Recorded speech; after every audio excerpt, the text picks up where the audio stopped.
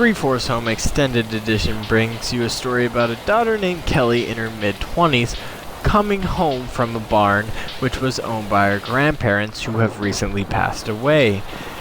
She's on a long phone call driving home and a tornado starts to form.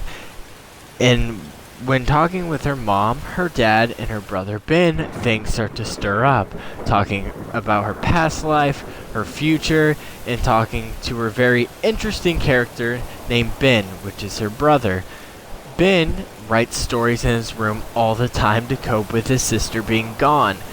Ben ends up being one of the most interesting character in the game.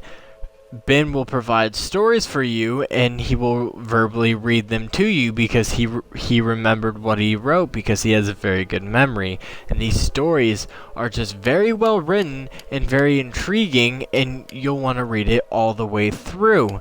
Unfortunately, this is one of the more interesting things in the game.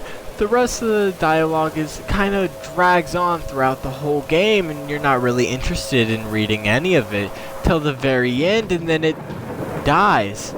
But then the dialogue that they have added in the extended edition provides more content, with Kelly again talking to her mother about the past and the future. But with this conversation, it starts to heat up, and they start to get in a very heated argument, which it makes you, yourself, the player, feel kind of awkward. And with this awkwardness, it really brings out a lot of emotion in yourself as well in the game. And as you can see, you're walking into nothingness eventually, and it really brings out how alone Kelly is in life, and the only person she currently has is her family, and mainly her mother.